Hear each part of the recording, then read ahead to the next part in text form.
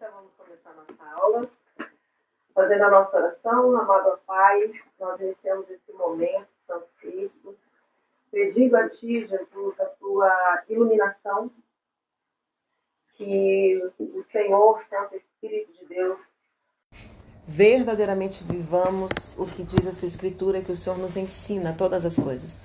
Que o Senhor possa nos esclarecer nesta noite e nos ensinar, nos direcionar, porque estamos aqui com o propósito de aprender mais de Ti, Espírito Santo de Deus. Assim nós oramos em nome de Jesus. Amém. Amém. Vamos lá.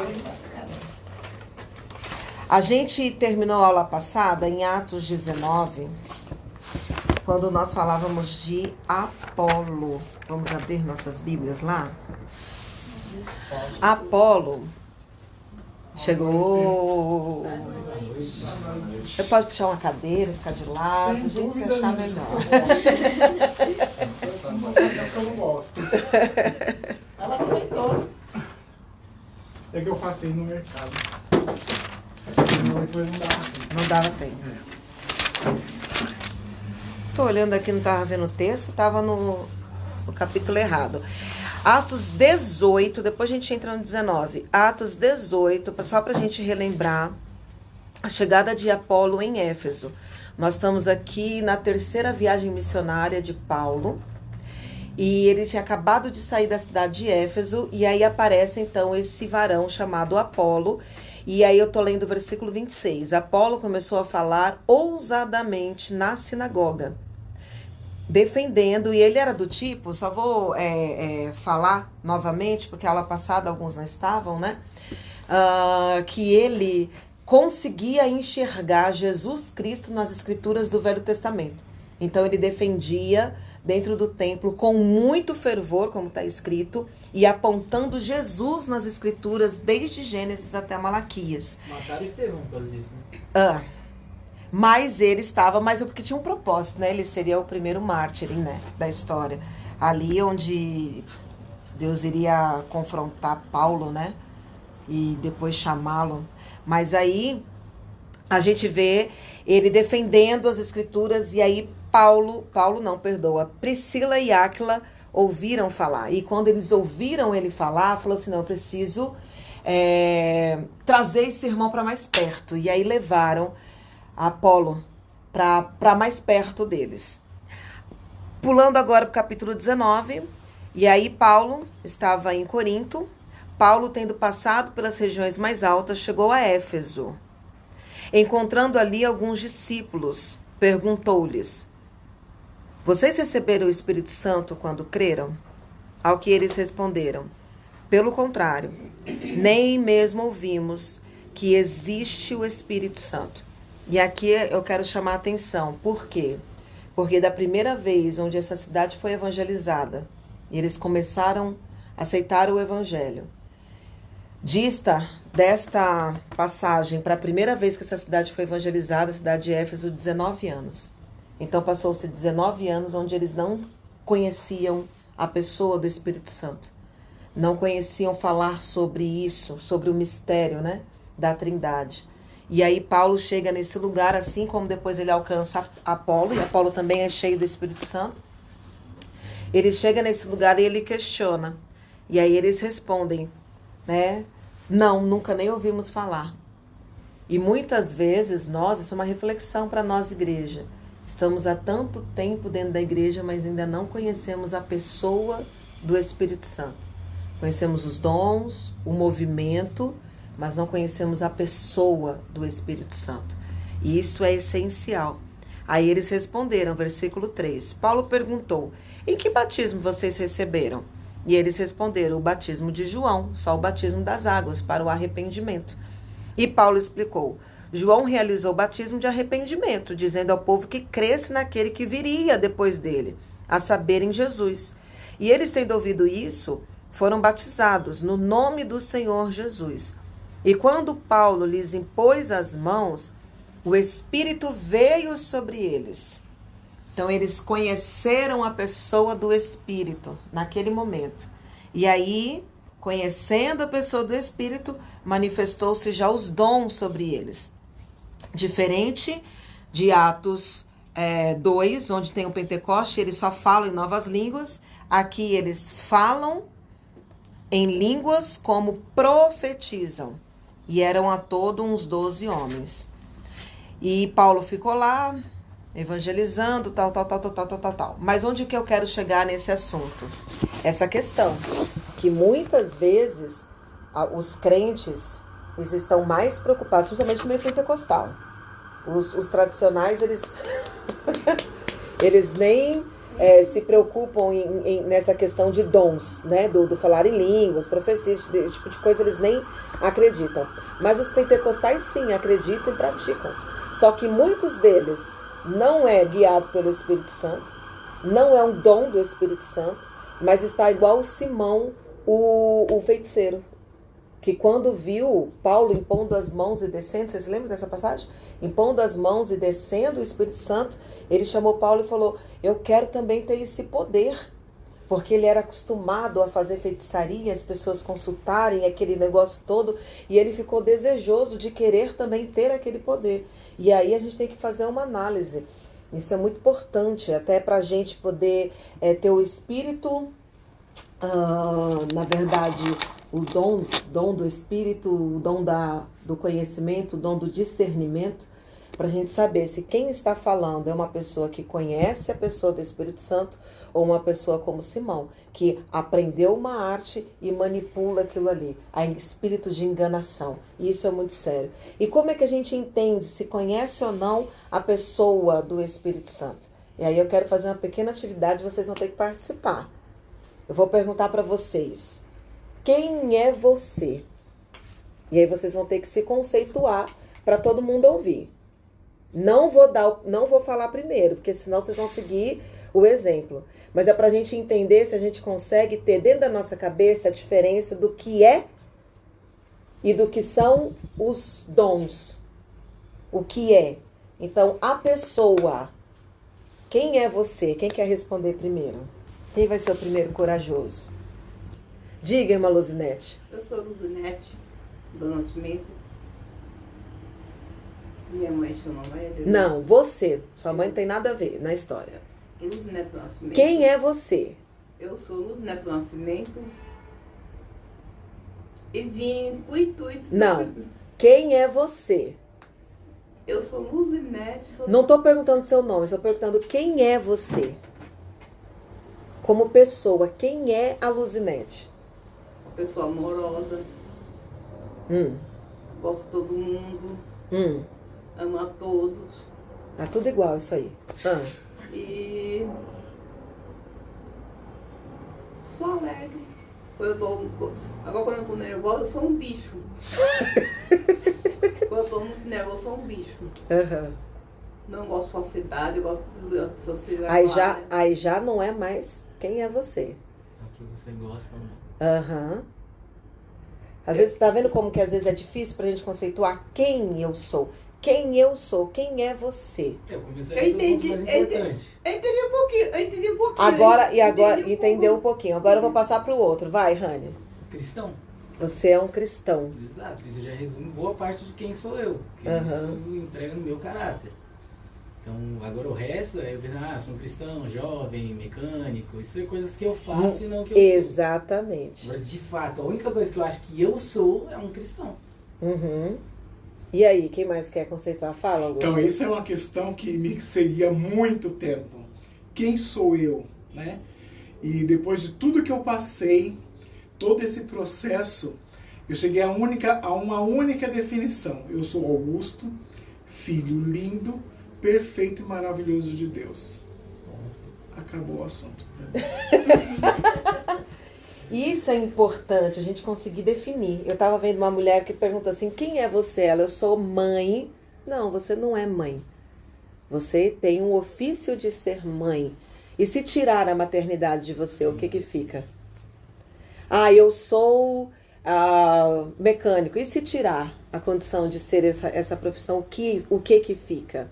E quando a gente consegue chegar num conceito assim, para a gente entender quem é a pessoa do Espírito Santo, fica mais fácil. Alguém mais quer definir? Fala, Ana Clara. Quem é a Ana Clara? Não? Quem é o Vitão? Eu não sei. Agora falar em algo diferente de filho de Deus, servo de Deus. Não sei falar algo diferente disso. Porque se eu falar, sou um cara calmo, eu vou estar defendendo uma personalidade minha. Uma característica. Uma característica. Uhum. Mas eu me vejo como também, desde pequeno, como sempre frequentei a igreja, um servo de Deus. Uhum. Quem é o David? Eu sou. Eu existo. Meu Deus do céu!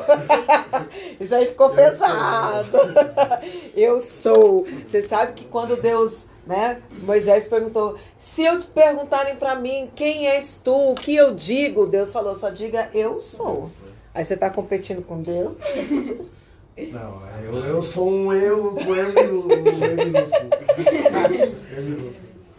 E a senhora, dona Evani, é difícil? Eu, na hora que você começou a perguntar, eu responderia assim: sou a serva de Deus e procuro viver a palavra e transmitir, através do meu testemunho, o meu Jesus que eu sigo. Mais ou menos assim. Pode dizer mais alguma coisa? Pode dizer? Pode ser? Pode. Quando eu vim pra cá, Não, mas tem que ser muito rápido, senão você vai entrar numa história bem compridona. Eu sou o quê? eu sou uma pessoa que gosto muito da religião. Gosto muito. Quando eu me sinto, quando estou nervosa, a primeira coisa que eu penso é ir na igreja. Mas tem que pensar em Deus, aí a igreja não muda. Tá bom, mas não vamos entrar em detalhe não, vamos seguir. A pessoa do Espírito Santo é isso. Você tem que conseguir definir quem é a pessoa. Porque às vezes a gente mistura a pessoa com os dons. O dom vai ser uma consequência final do relacionamento com a pessoa do Espírito Santo. Por exemplo, como o Rani falou assim, não, eu sou um jovem, sou um mecânico, consequências das escolhas que ele foi fazendo, do que ele foi aprendendo. Aí uma Luzinete, eu sou amorosa, eu sou, mas quando fica com raiva, eu viro um consequências do que são. Mas tem que saber definir. E para a gente ter um relacionamento claro com o Espírito Santo, é muito importante a gente ter essa definição. Vamos dar uma olhadinha em Efésios, capítulo 1. Alguém lê pra gente aí. Efésios, capítulo 1, versículo 13 e 14.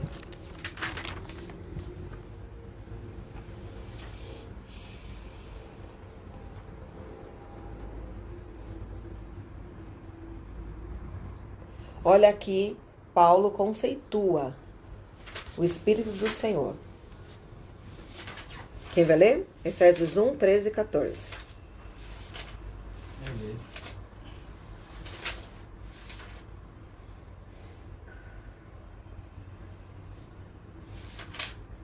Em quem também vós estáis, depois que ouvistes a palavra da verdade, o evangelho da vossa salvação, e, tendo nele também crido, fostes selados com o Espírito Santo da promessa, o qual é o penhor da nossa herança, para a redenção da possessão de Deus, para louvor da sua glória. Então, o Espírito Santo, para nós, ele é o penhor da nossa herança. Ele é aquele que vai nos dar a capacidade de poder sermos salvos. Ele quem vai executar em nós a salvação que Jesus conquistou na cruz do Calvário. Sem ele, o homem não consegue. Não consegue ser convencido do pecado, do juízo e da justiça. Aí a gente entende porque que tem tanta gente que faz coisas que todo mundo olha e fala, não é legal, mas a pessoa não consegue se convencer daquilo, porque lhe falta a atribuição do Espírito Santo. Sem o Espírito Santo, crente algum consegue. Você vê, a falta do Espírito Santo não prejudica uma performance, como a gente pode ver em vários exemplos de pessoas que cantam sem o Espírito Santo, que tocam sem o Espírito Santo, que pregam sem o Espírito Santo, e não prejudica. Ele vai tocar, se ele estudar, ele vai tocar bem, se ele estudar, ele vai cantar bem, se ele estudar a Bíblia, ele vai pregar bem, com boas citações, com boas citações, mas a falta do Espírito prejudica a salvação. Sem o Espírito Santo, sem o Espírito Santo, ninguém consegue ser salvo. Eu assisti ontem na televisão com... Não interrompe a aula, princesa. Vamos continuar, tá? E a gente tem que tomar esse cuidado, esse muito cuidado, para que a gente não ache que, porque estou fazendo algo, estou executando algo, eu estou sendo usado por Deus em algo e por estar fazendo isso eu serei salvo. O próprio Senhor Jesus disse, né, que naquele tempo muitos chegariam diante dele e falariam: Senhor, Senhor, eu expulsei demônios, eu curei pessoas. Olha, até manifestação de cura acontece. E ele vai dizer o que para esta pessoa? Não vos conheço. Não vos conheço, apartai-vos de mim. Por quê? E- Por quê? Vamos ler Romanos 8, 9. Porque não tem o Espírito Santo.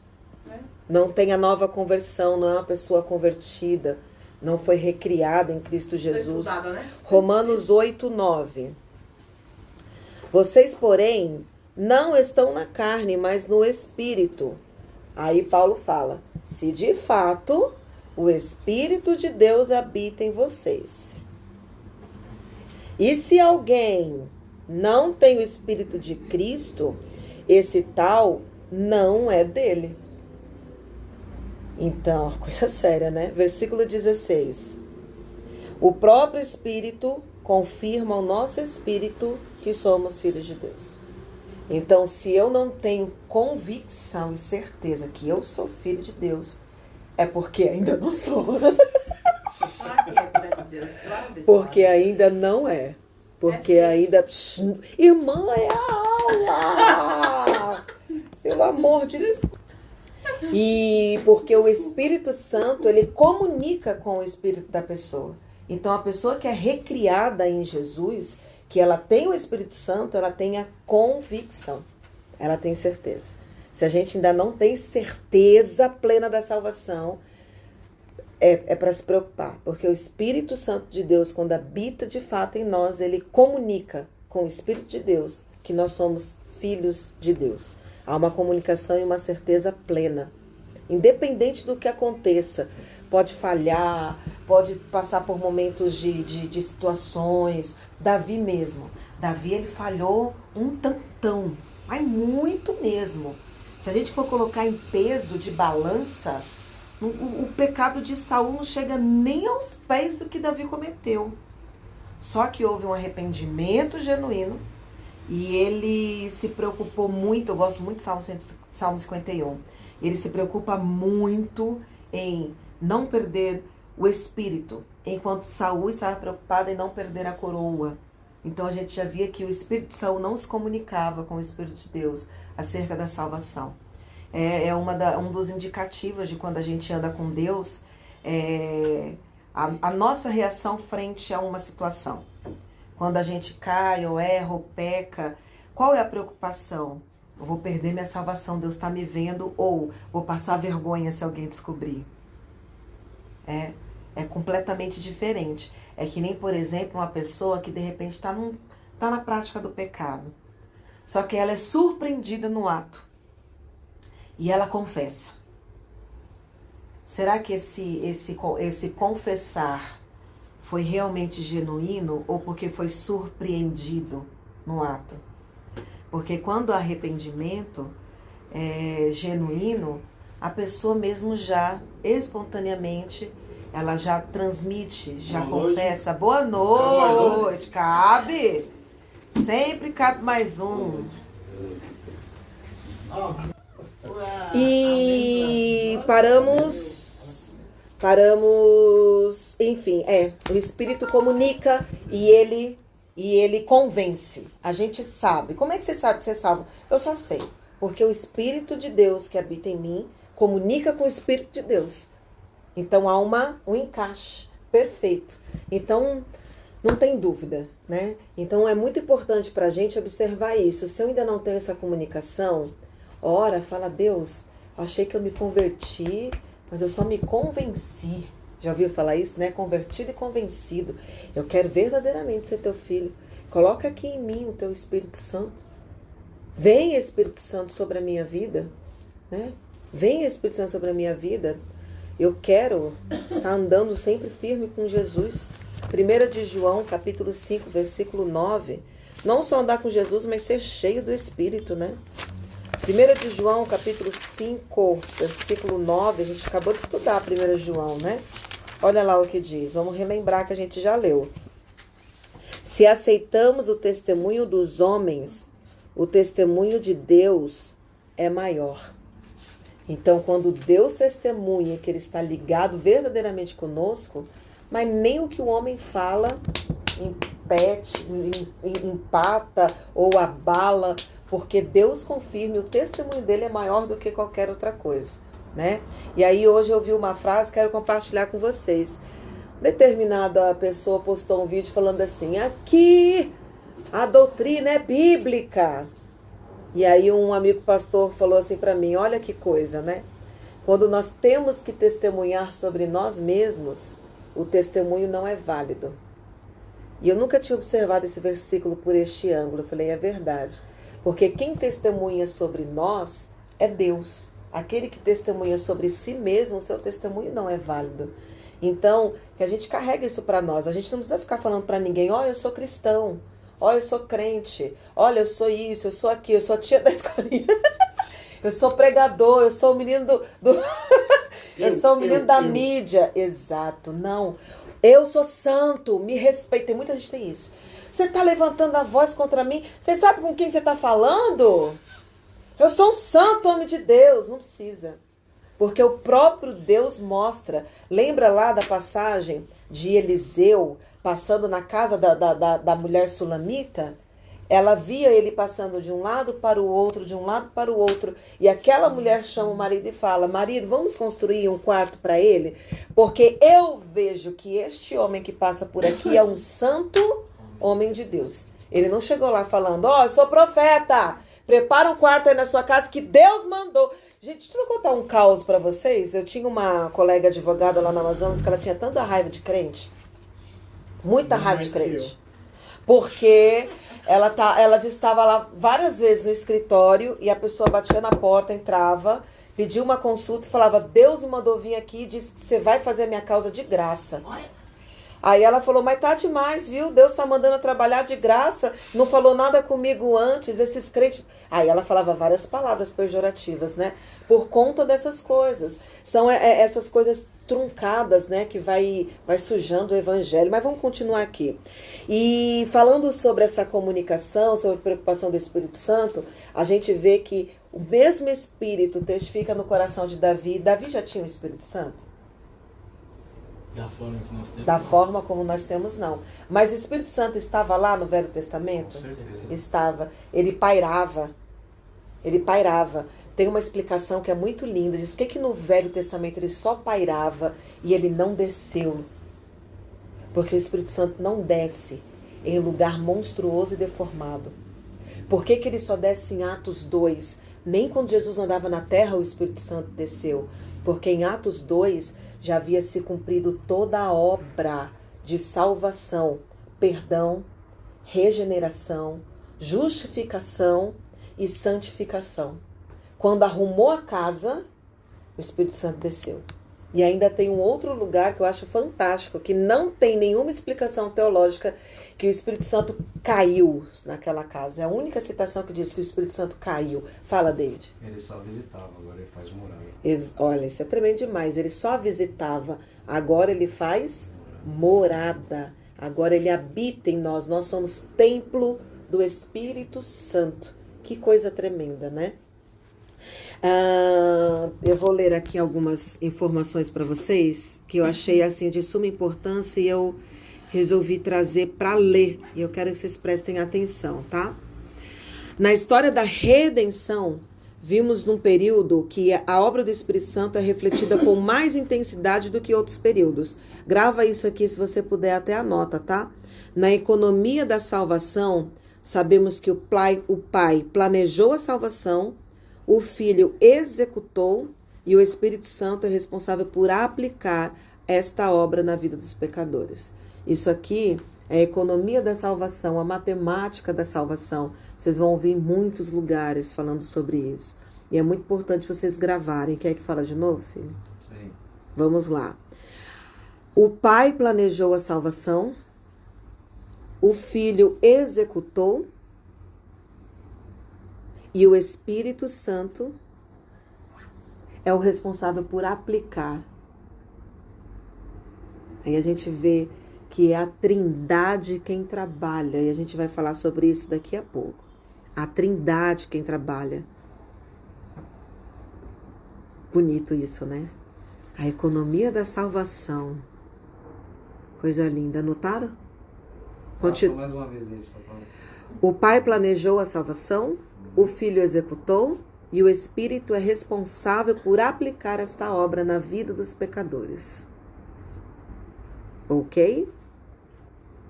Mas, uma vez que a antiga dispensação passou, sabe o que é dispensação, né? Eu não sei o que é, não. Os dois sinceros na nossa frente. Dispensação são os momentos, como é que eu vou explicar? São os períodos de operação. Posso conceituar assim, para ficar mais fácil para eles entenderem? São períodos em que Deus opera de determinada maneira, digamos assim. Por exemplo, a época de Jesus, o momento da dispensação foi a morte de Jesus na cruz. Quando concluiu, esse momento passou.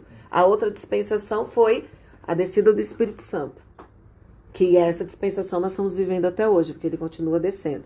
Mas essa antiga dispensação passou, Cristo veio, cumpriu sua obra, agora o Espírito Santo vem desempenhando um papel de destaque. Não que o Espírito Santo não atuasse no Antigo Testamento, que foi o que eu mencionei com vocês, o Espírito Santo estava atuando em toda a história da criação, e tem atuado na vida do povo de Deus desde o Antigo Testamento. Mas conforme foi anunciado por Deus através do profeta Joel, chegaria o dia em que o Espírito de Deus seria derramado sobre toda a carne. Aí a gente vai se cumprir essa profecia em Atos, o começo dessa profecia em Atos 2. E vivemos essa profecia até os dias de hoje. E o apóstolo Pedro interpretou essa promessa como se cumprindo no dia de Pentecostes. A partir de então, a atuação do Espírito Santo passou a ser manifestada com maior intensidade na vida do povo de Deus. E ele... isso aqui já falei. Como bem define o teólogo Millard Erickson, o Espírito Santo é o ponto em que a Trindade torna-se pessoal para o crente. No sentido de que o Espírito Santo é ativo dentro da vida dos que creem. Isso aqui é muito importante saber. O Espírito Santo ele não é parado, ele não é inerte. O Espírito Santo ele é ativo, ele age, ele habita em nós. O Espírito Santo é a pessoa da Trindade por quem toda a divindade triunfa e atua em nós. É através do Espírito Santo. E aí é legal a gente começar, quando eu estava estudando essa aula, que eu estava vendo, meu Deus, quanta confusão a gente faz. Lembra que eu já tinha comentado uma vez com vocês? Quanta confusão a gente faz nas pessoas da Trindade, até na nossa oração. A gente começa orando a Deus, daqui a pouco está falando com o Espírito Santo, termina em nome de Jesus e sai bagunçando. Nunca sabe com quem está falando, o que está falando, o que está fazendo. E aí daqui a pouco a gente vai entrar, irmãos, que você vê que isso é uma das formas que o inimigo tem usado para entrar na vida dos crentes e bagunçar a teologia na cabeça dos crentes para não serem eficazes nas suas pontuações. Isso é muito importante, um negócio sério.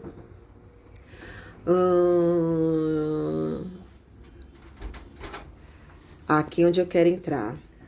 Tivemos momentos nos quais a igreja avançou em sua compreensão na doutrina bíblica.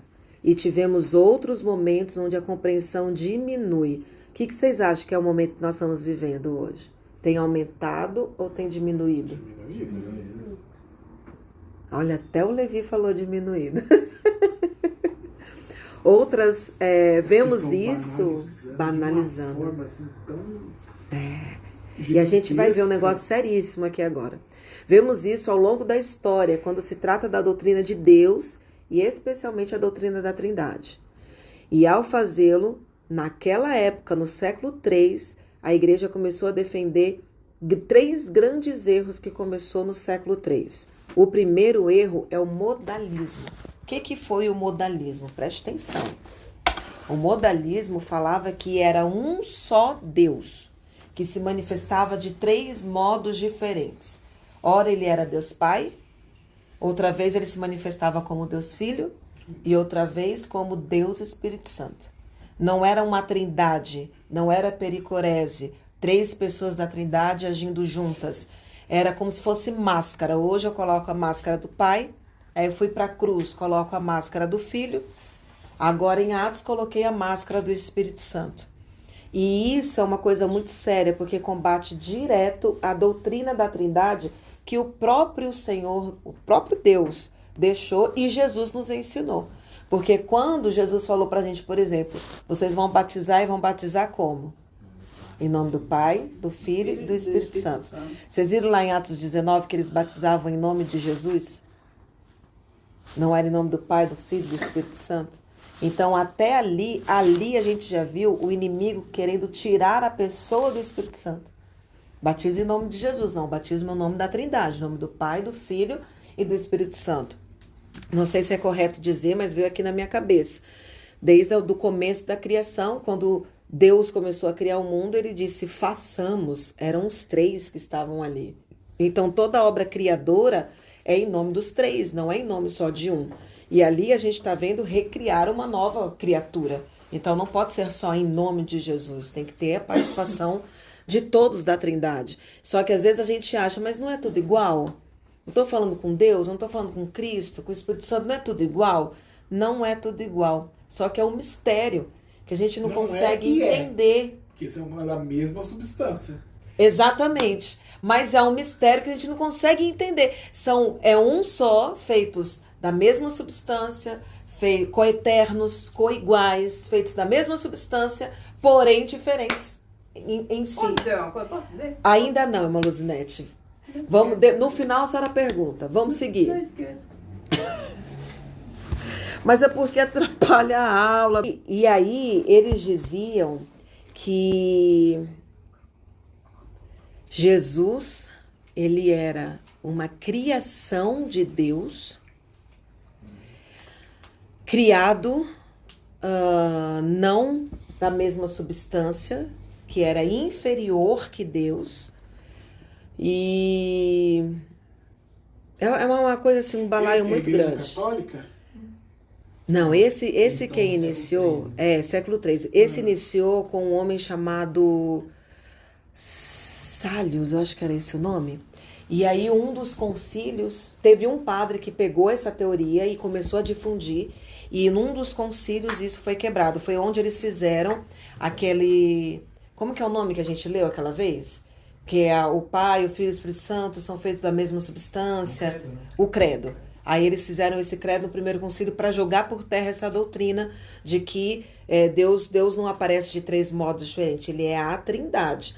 Aí, à época, ele formulou um pensamento. Cristo é o mesmo que o Pai. E o próprio Pai nasceu, sofreu e morreu. Olha. Não era Jesus só, era o próprio Pai quem nasceu, cresceu e morreu. Aí eles diziam, o Pai sofreu na cruz, o que anula todo o significado da encarnação e da intercessão, porque Jesus fazia, né? O Espírito Santo faz a intercessão por nós, Jesus veio encarnado para morrer por nós, e segundo eles, era só Abélio, era só o Pai. Aí ele ensinava que eles assumiam modos e funções diferentes e usava analogia como, olha a analogia que ele usava. Assim como o Sol tem luz, calor e forma, um único astro, mas com 3 manifestações. Dizendo que eram só 3 manifestações diferentes. E aí eu me peguei muito. Por quê? Porque muitas vezes a gente fala até sem querer. Vocês sentem a mesma coisa. Tem músicas gospel que eu não suporto. Eu acho aquilo que eu acho que Deus, até Deus não gosta disso. A gente vai falar. Isso é geral? Então tá. A gente vai falar sobre isso daqui a pouco. E essa forma do modalismo está ativo no nosso mundo agora. A gente tem pelo menos 3 ou 4 movimentos que ensinam que Deus, ele é único e o Espírito Santo é uma força um pouco inferior que Deus. O Espírito Santo não é uma força, mas ele é um Deus um pouco inferior que Deus. Eles colocam em hierarquia. E o Espírito Santo é uma força. Um deles é a Testemunha de Jeová. Se vocês já pararam para estudar, ou para conversar, ou para ler sobre isso, eles ensinam isso. Deus, o único. Jesus é um cara muito legal, mas criatura, e o Espírito Santo é uma força. Tem uma igreja que eu não conhecia, eu estava pesquisando hoje à tarde e achei o nome dela, Tabernáculo da Fé, que também acredita dessa maneira. E uma que eu já até comentei com vocês, que é a Igreja Voz da Verdade, que eu até tenho ressalvas gigantes de cantar as canções deles, porque eles acreditam num Deus unicista. Então, toda palavra, porque a música é uma palavra cantada. Então, você canta e muitas vezes nem entende qual é a mensagem que está passando por aquilo. Porque a gente costuma ser um povo muito inocente. Tem Deus na letra, a gente fala que é louvor. Mas voltando aqui para a situação. E a gente vai ver também em algumas frases o modalismo sendo falado. E muitas vezes até inocentemente. Como, por exemplo, pessoas falam, o nome de Deus é Jesus. Eu falei, não, é impossível que alguém fale isso. Aí eu fui para a internet ver, né? Aí tô lá assistindo o vídeo lá da pessoa explicando sobre o modalismo e a pessoa escreveu embaixo. Pois eu confirmo que o nome de Deus é Jesus. Aí você bagunça tudo. Porque Deus é Deus, Jesus é Jesus, Espírito Santo é Espírito Santo. E só que aí você olha para isso e fala, não tem nada a ver, uma citação, ou que pensamento, mas se torna herege. Se torna uma coisa ruim, vamos dizer assim. Tem outros que... Falar que Jesus é Deus, porque não, né? Não, que o nome de Deus é Jesus. Jesus é Deus, é certo, porque ele é Deus. Ele é a terceira pessoa da Trindade. Deus Pai, Deus Filho, Deus Espírito Santo, que a gente fala, né? Mas... Oi? Segunda. A segunda pessoa da Trindade, eu falei qual? A terceira? Terceira. É a segunda. Diga. Porque ele chamava Jesus de Deus. Aí, quando eu era adolescente, era aniversário dele, sei lá, alguma coisa assim. Aí ele, Jesus, meu Deus. Aí eu ficava como assim, Jesus? Meu Deus. Mas são essas frases que às vezes bagunçam mesmo na nossa cabeça. Algumas confusões nesse sentido. Orações confusas. Olha, eu achei muito interessante isso aqui. Quando a gente fala, Senhor Jesus, envia teu Espírito, Pai. Eu acho que eu já falei isso muitas vezes, meu Deus. É uma oração confusa. Você está se direcionando a quem? Né? E isso... assim, meio confuso. Louvores que tratam as pessoas da Trindade como se fosse uma única manifestação. Aí eu estava procurando alguns exemplos. A gente não tem direto, mas, por exemplo, unicistas cantam Deus está aqui, mas na concepção de que Deus é Pai e único. Assim como eles colocam, por exemplo, Deus de aliança, Deus de promessa, eles colocam que também é uma canção que pode ser perigosa se no coração a pessoa canta com a intenção de dizer que Deus é único. Aí tem alguns outros exemplos que eu trouxe aqui, deixa eu pegar aqui rapidinho.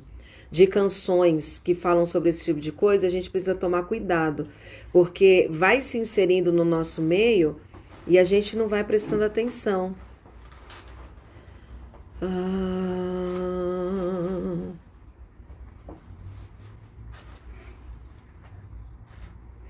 Falas como, por exemplo, Jesus, vem com teu Espírito Santo sobre nós.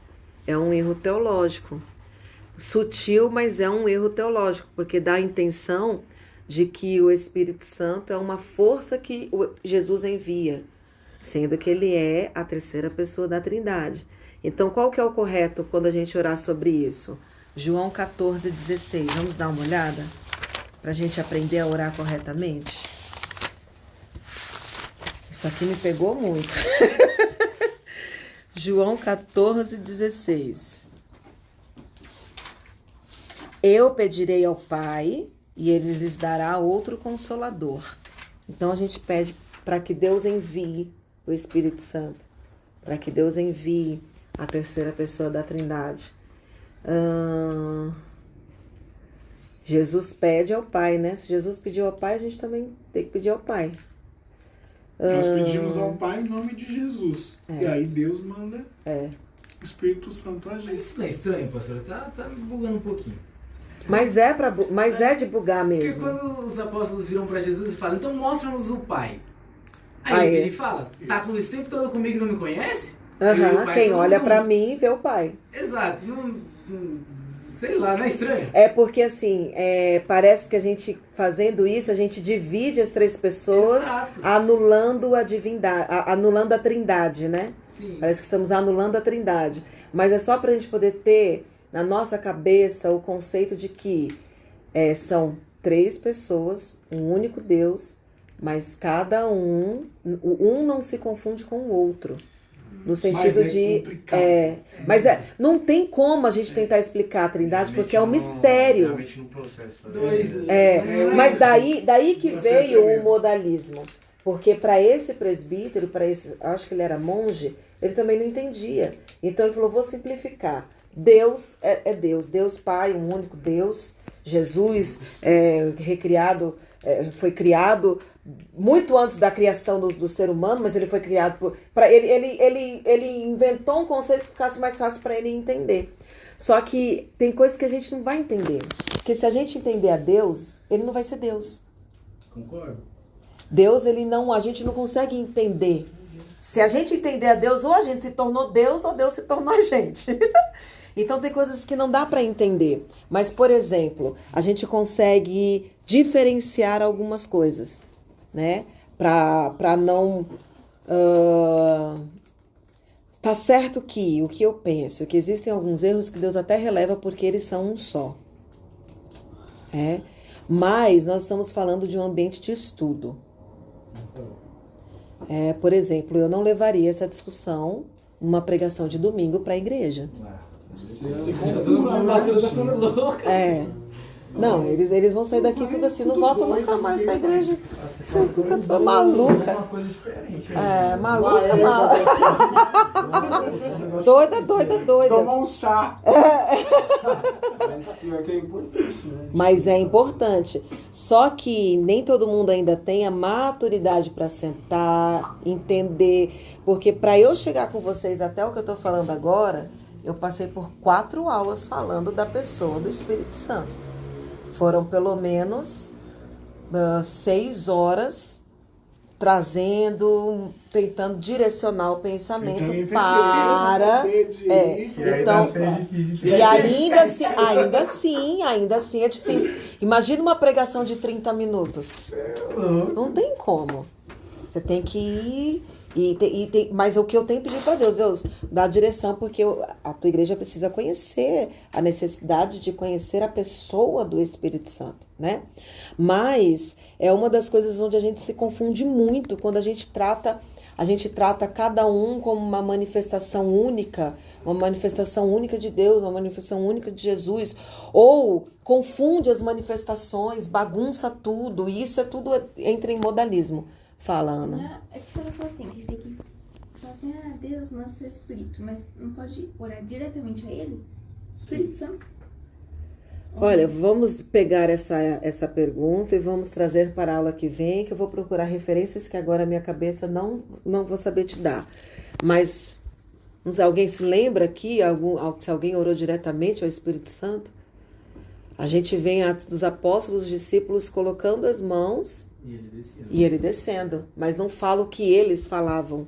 Não, mas se Jesus falou que vai chamar o Pai para que ele mande o Espírito... Eu acho que é mais ou menos o mesmo conceito dos anjos. Que a gente não dá ordem aos anjos.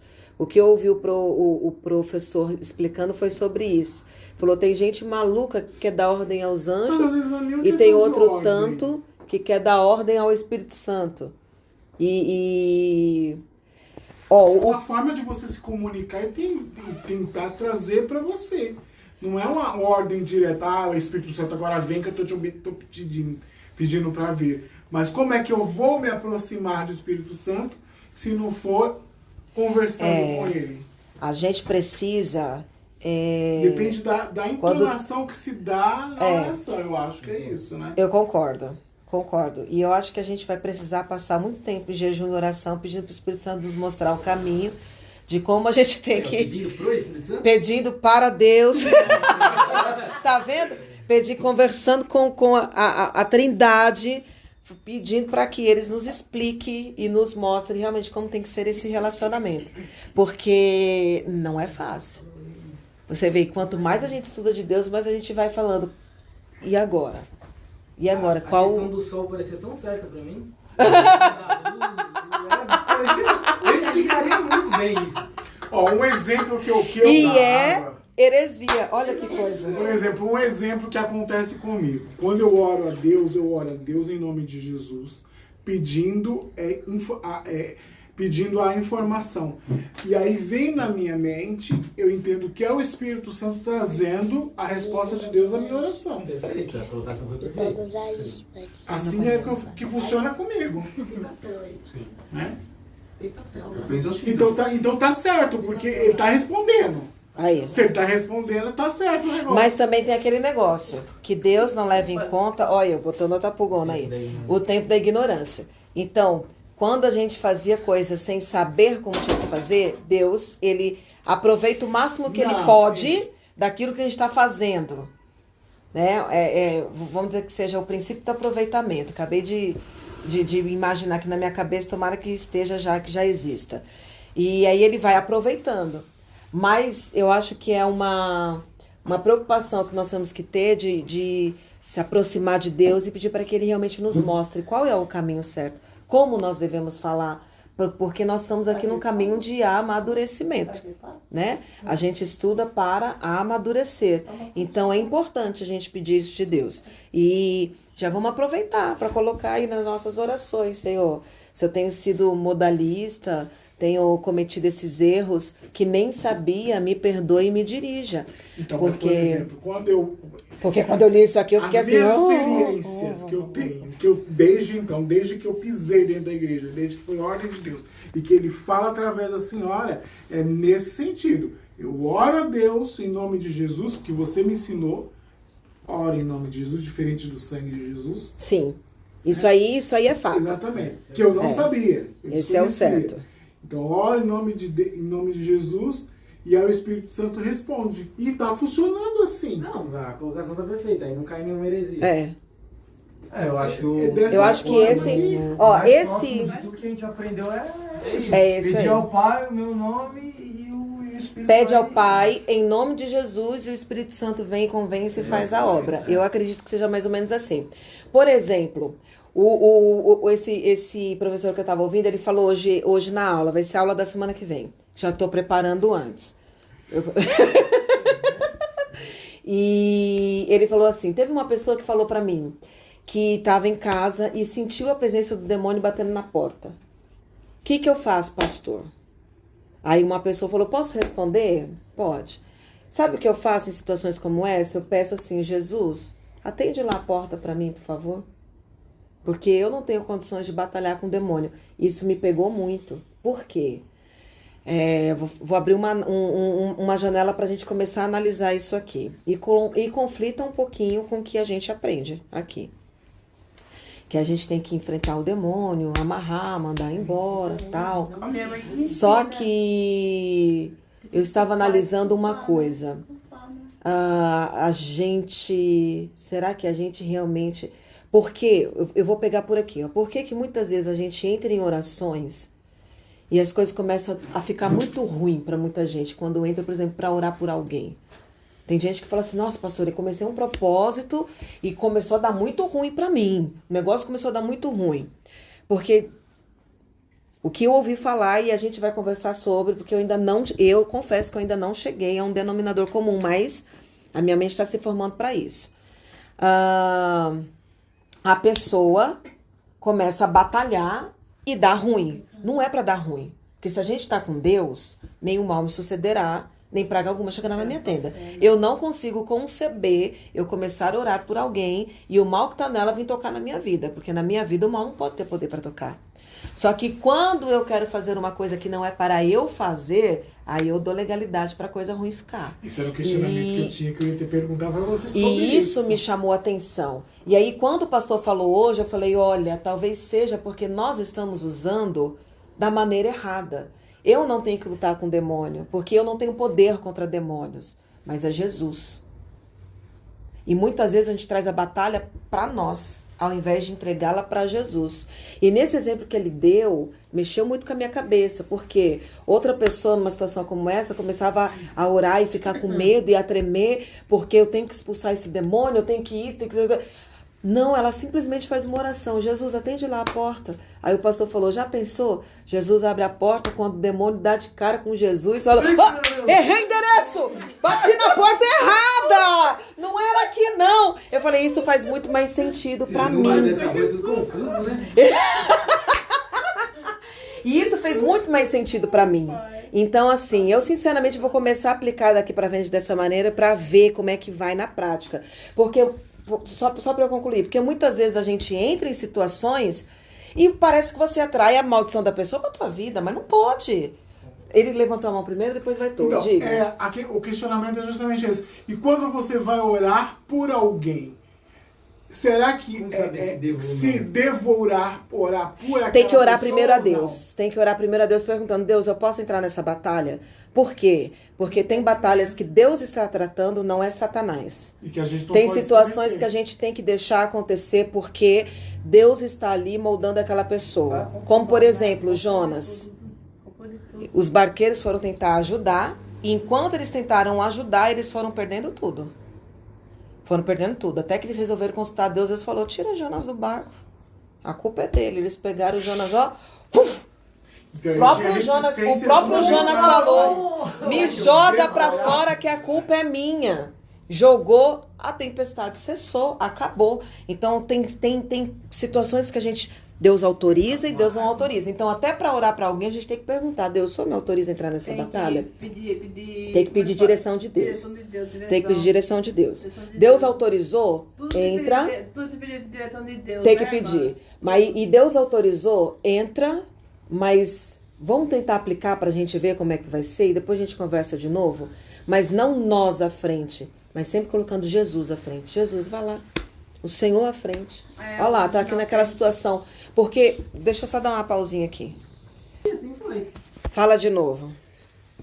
Na época que o filho de Davi com Batseba ainda estava vivo, Davi jejuou e orou por um longo período de tempo, mas Deus falou que o menino não ia continuar vivo e assim foi, ele morreu, não adiantou de nada. É o jugo do pecado dele, né? Foi o jugo do pecado, foi a consequência do pecado. Você tá com calor, né? Abre um pouquinho a janela, já o ventinho corre. É pra pegar ele aqui, que ele tá... A janela pega nele, aqui é calorento. Pega, mas é porque vai pegar muito lá. O David fechou que ele tá com frio. Ele tá sem calça. Você ia falar alguma coisa, David? Eu peguei aqui e peguei você. Eu ia perguntar, como é que a gente aplica o achegar-vos a Deus e resistir ao diabo? Que ele fugirá de nós. Eu acredito que o resistir ao diabo é você não aceitar as obras do diabo como verdade na sua vida. O resistir é você, por exemplo, vem uma má notícia, mas você não se entrega àquela má notícia, não se abala com aquela má notícia, porque o que você crê é o que está escrito na palavra. Aí você resiste àquele mal e ele vai fugir de você. Então, no caso, seriam os dardos que o Satanás lança contra nós, como dizem em Efésios, né? Que você apaga com o escudo da palavra, com o escudo da fé. O escudo da fé. A sua fé apaga esses dardos inflamados. Ele lança, mas a tua fé faz aquilo cair. A tua fé faz aquilo desmoronar. Porque o que é a fé? A fé é uma convicção. Então, se eu estou convicto de algo, pode falar o que for, não vai abalar minha convicção. A minha convicção é essa, acabou-se.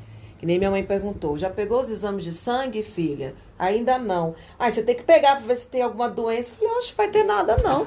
Pelas pisaduras de Jesus, eu já estou sarada. E eu tenho esse pensamento e ponto final. Eu sou sarada pelas pisaduras de Jesus. Não vai dar nada. Agora, E agora, se a medicina falar que tem, continuo resistindo. Faço o tratamento, mas continuo resistindo. Essa mentira aqui do inimigo vai perseverar. Eu penso que é dessa maneira. É a forma como que eu conceituo na minha cabeça. E algumas doutrinas trinitárias, que é onde a gente precisa focar a nossa fé, porque nós acreditamos num Deus trino. Canções trinitárias, por exemplo, uma que é praticamente perfeita. Aclame ao Senhor. Porque ela distribui direitinho as funções. Meu Jesus, Salvador, outro igual não há. Então não fala que Jesus é Pai, não fala que... Não, Jesus, os papéis de Jesus direitinho. Jesus, meu Salvador. Espírito Santo, da Laura Solgueles. Santo Espírito, és bem-vindo aqui. Vem inundar, encher este... Até o Consolador de Damares, que conceitua exatamente o que é o Espírito Santo. Então a gente tem que ter esse cuidado para que nas nossas canções a gente não esteja ferindo o nosso pensar, a teologia que a gente defende. Como, por exemplo, aqui várias vezes já pediram para cantar aquela música. Quem é esse que tem pecado e não me condenou? Mas tem uma frase nela que acaba, pra mim, acaba completamente com a música. O seu amor, sua irresistível graça me alcançou. Já viu essa frase? Quem é esse? Aí eu falei, imagina irresistível graça, não canto isso, mas nem matando. Por quê? Porque eu não acredito na irresistível graça. Então a gente tem que observar, é onde eu ia falar. Tem canções que os crentes não estão observando a teologia para escrever. E está escrevendo uma porção de asneira, uma porção de besteira, uma porção de egocentrismo. E é bem complicado. Tem algumas canções, por exemplo, que você pode até cantar no seu oculto, a sua oração com Deus. Não tem problema nenhum. Porque a gente vê, inclusive, nos Salmos, muitos salmos são escritos de lamento da sua alma, né? Eles são até, usam hipérbole até demais, né? Eu estava deitado, chorando, me afoguei em minhas lágrimas, um negócio bem dramático. Os salmistas, eles são bem dramáticos, carregados mesmo. Mas eles têm a licença poética, porque eles estão ali num inário, são hinos, são poesias, né? Então, na poesia você encontra muito isso. E só falando para ti, ô Vitão, que você não participou dessa aula, os demais participaram, a minha mãe não participou também. A Bíblia, ela tem muitos, como é que chama, Augusto? Muitos... regras do português, por exemplo. A Bíblia tem ironia, figuras de linguagem. A Bíblia tem ironia, tem hipérbole, tem sarcasmo. Então tem muita coisa, por exemplo, que Deus fala como uma ironia e as pessoas pegam como se fosse uma verdade. Por isso que é importante a gente sempre ler a Bíblia no todo o contexto para a gente entender. Porque um texto fora do contexto é pretexto para a heresia. E a gente tem que tomar muito cuidado com isso. Quer ver um exemplo? Tem que ler o capítulo inteiro. E tem que ler na narrativa aqui, ó. Porque você lê esse versículo fora da narrativa, você fala, nossa, entendi. Quando você bota na narrativa, você fala, nossa, não era nada disso. Por exemplo, o que a gente já errou muito. Na presença do Senhor, até a tristeza, sabe? Mas não é Senhor, né? Lá, aí fala, até a tristeza salta de alegria. Aí você fala, nossa, na presença de Deus, até a tristeza salta de alegria. Quando você vai ler o contexto, está falando de Leviatã. É que nem o versículo de oferecer a outra face. Eu tinha entendido muito errado disso. De eu tomar uma e dar na outra da pessoa. Eu tinha esse entendimento. Você entrou na direita e eu Por essa eu não esperava, Vitor. Aí você foi ler direito e você viu que é que nem um versículo que a gente ouve muito, que a gente não deve beber água de outras cisternas. Mas o que está falando ali no contexto? Está falando do homem desfrutar da sua juventude, com a mulher da sua juventude, e não procurar águas em outras cisternas, não procurar outras mulheres, não procurar em outro lugar prazeres. Porque aí depois ele termina, porque o caminho da mulher má é tal. Só que muita gente usa para várias outras coisas. Para não visitar a igreja por causa disso. Principalmente para não ficar aí. Não ouvir doutrina de outra igreja. Montone, chegou a sua vez de brilhar. Não, só que sobre canção, mas tô pensando, como é que a gente vai saber a canção que a gente vai ouvir que agrada a Deus ou que não agrada? Tem que pegar a letra. Mais pelo embalo da música. Pela melodia. Tem que melodia, verdade. A gente tem que ter o cuidado de analisar a letra. Só um minutinho, você já fala. A gente tem que ter o cuidado de analisar a letra da canção. O que a letra está falando? Porque às vezes o ritmo é muito bom, Então. te envolve, só que você tem que parar para ler a letra. Essa letra aqui, ó. Eu tenho coragem de cantar ela, é isso aqui mesmo que eu penso? O filtro da palavra. O filtro da palavra. Você tem que Mas vou te falar, despende trabalho. que isso é um saco. Porque se a gente fica deturpando toda a palavra de Deus, a gente tem que estar sempre... Olhando. Era pra gente confiar, né? E Cantar sem principalmente uma medo, música né? Quando faz mais sucesso, que é mais tocada nas rádios. Sim. Geralmente é essa que tá errado. Então, é essa que entra na mente da gente. E geralmente são essas as que estão... A gente canta até pelo impulso mesmo. Fala, irmã Luz. Eu posso ir embora. Já precisa ir? Eu prometi pra minha mãe que eu voltava cedo pra cá. Já tá tarde, pode ir lá. Eu posso ir embora. Pode sim, vai com Deus. Fica com Deus. Muito Amém. obrigada, aula, viu? Amém. Vai com Deus. Amanhã de manhã estamos aí de volta. Pode marchar mesmo. Então as músicas eu acho bonito. Não sei se é certo, mas eu acho. Mas eu vou falar pro senhor, tem umas músicas católicas que tem teologia nelas e são boas. Tem uma, por exemplo, que quando eu descobri que era católica, eu quase morri do coração. Tá bom. Você também vai com Deus. Que é, amém, meu bem. Que é aquela Minha Essência. Vocês já ouviram? A minha essência. Ela fala assim, a minha essência é exalar teu cheiro. Essa música, ela é católica, mas uma dupla cristã gravou e eu ouvi eles cantando, gostei muito, mas aí quando eu fui puxar, ela era católica. A origem católica. As que a gente canta com a menina, Ana Clara, do cavaquinho. Cavaquinho não, do banjo. Não, menina. Do ukulele. Isadora Pompeu, que ela gravou. Deus, eu tenho tantas bênçãos. É católica. Ela é católica, é de um missionário católico dos Estados Unidos. Então, assim, oi? Ela tem uma letra bonita. As bênçãos. Conta as bênçãos.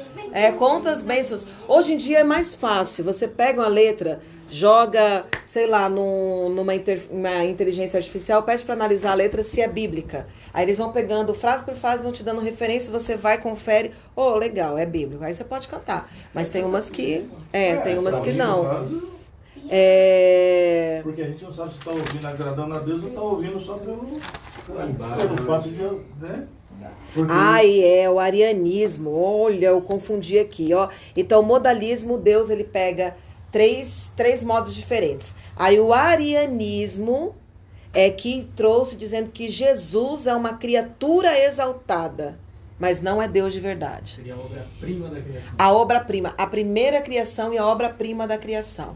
Criado muito antes do ser humano, mas foi criado por Deus. Em outras palavras, Jesus foi criado por Deus antes de todas as coisas, mas não é eterno e nem da mesma essência de Deus.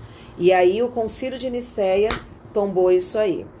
O Filho é consubstancial, da mesma substância do Pai, já que o próprio Senhor Jesus ensinou lá em João 1:1. No princípio era o verbo estava com Deus e o verbo era Deus.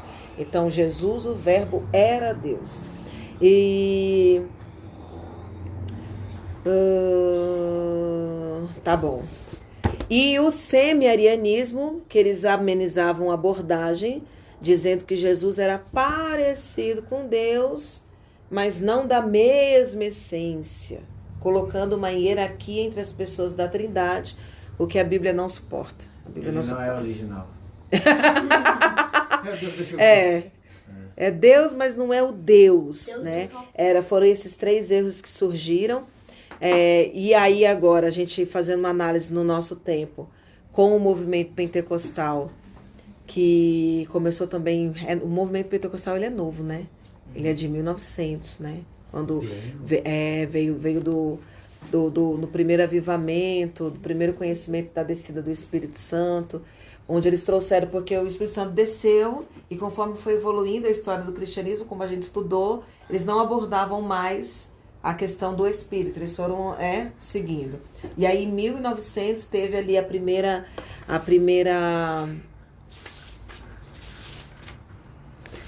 Oh, cadê onde eu anotei? Já tava pra cá?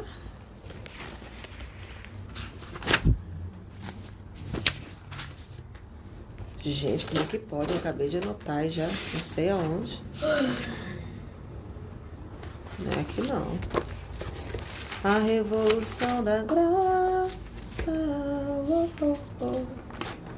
Ah, eu não anotei, eu só ouvi. A gente vai...